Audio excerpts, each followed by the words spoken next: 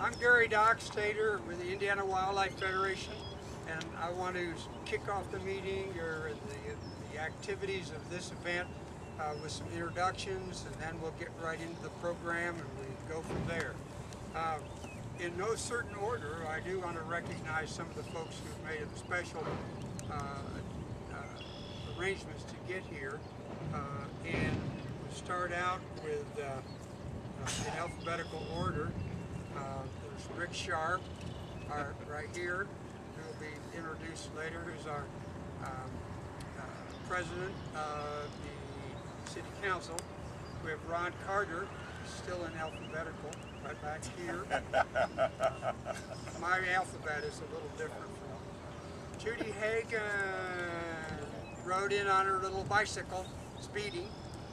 And Jim Ingledow is behind me, I hope. And Senator Delph, our state senator from this area. So with that, Jim. Thank you. Well, my job here this morning is to be real short and to welcome you to Central Park on this beautiful day. Later in the day, the area that we're standing on will be full of cars as people escape the heat.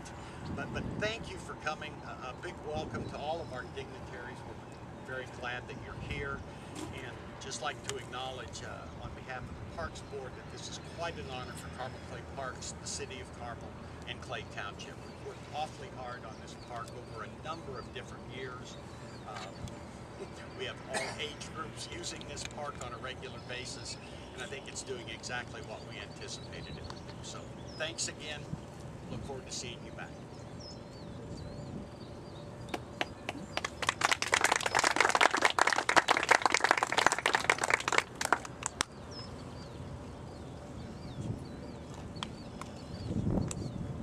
Hi, I'm John Goss, the Indiana Wildlife Federation Director, and I just want to point out the team that we have here that works on habitat projects year-round. Ben Reinhardt, our former, who's been on the left in the brown shirt, our former wildlife biologist, started this project with Carmel. Travis Stolting, hold your hand up, Travis, is our current wildlife biologist, and we certainly appreciate a chance to demonstrate a great project here with Carmel. Also, Steve Cecil is our president of the Wildlife Federation Board, and Gary Dockstader is a full-time volunteer and one of the most enthusiastic people you can have involved in an organization. So, also, I just wanted to point out that John Davis has joined us. He's the Deputy Director of the Indiana Department of Natural Resources. John, thanks for being here also.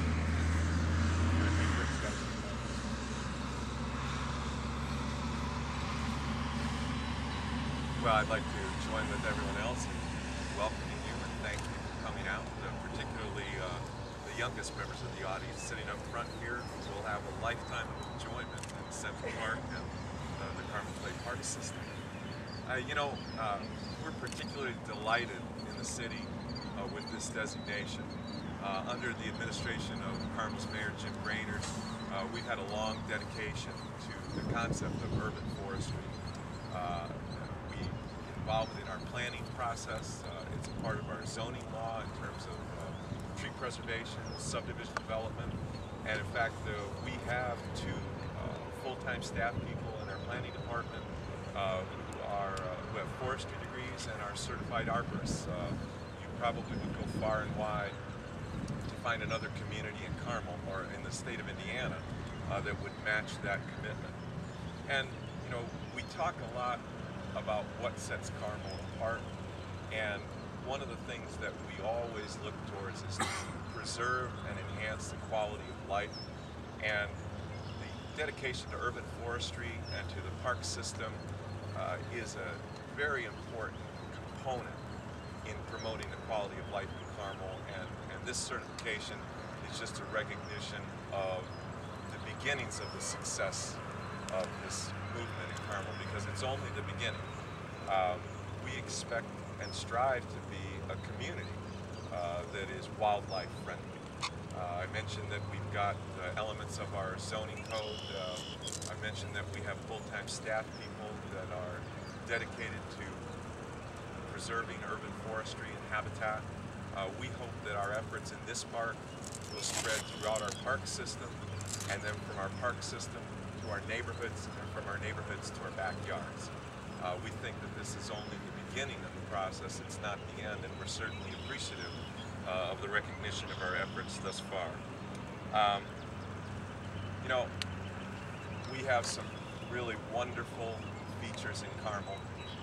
Our trails are a big part of it, and our trails are a part of that component of promoting habitat for wildlife. But it also happens to provide one other side benefit.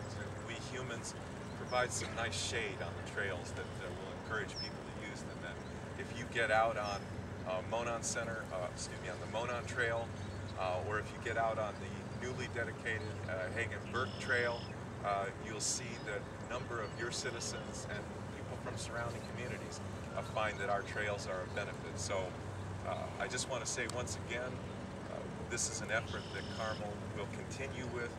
It helps to distinguish our community. We appreciate the recognition, and once again, we appreciate all of you coming out today to help us celebrate.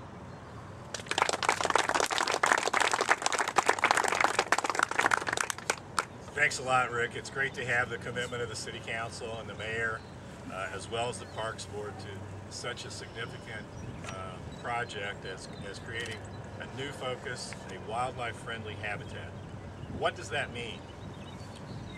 It is a certification that this park will be providing year-round support for key elements for wildlife, including water, food, shelter, and a safe place to raise their young. These are the elements that the National Wildlife Federation created for the backyard program that has been very successful all over the country, and we have a large number of participants here, individual homeowners who have certified their own property. In particular, the Kensington neighborhood has 100%, Kensington Place has 100% of their residents are members of the Certified Backyard Program. And, we have to thank Gary Dockstader again for rounding up all of his neighbors on that project.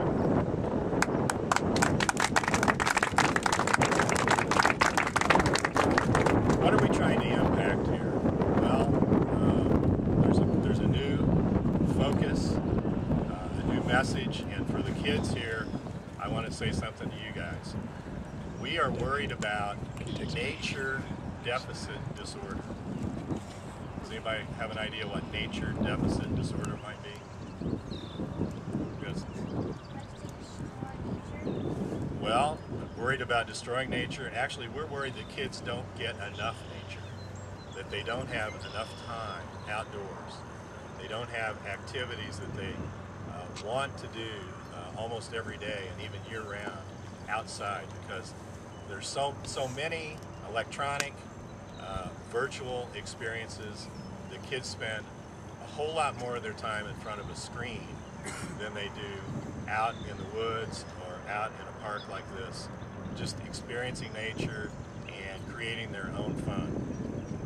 So that's really a driving force behind this project with parks.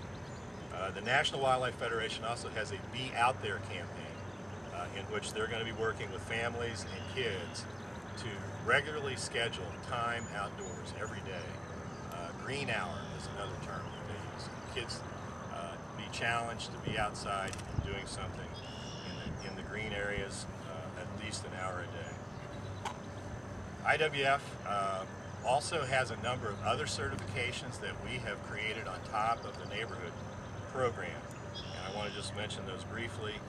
We've worked with over 100 schools to establish outdoor labs for classroom activities outdoors. We're working with places of worship, with businesses, with new commercial and industrial parks, and with neighborhoods. And today we're adding a significant new segment to the program that the Wildlife Federation has developed with the park certification.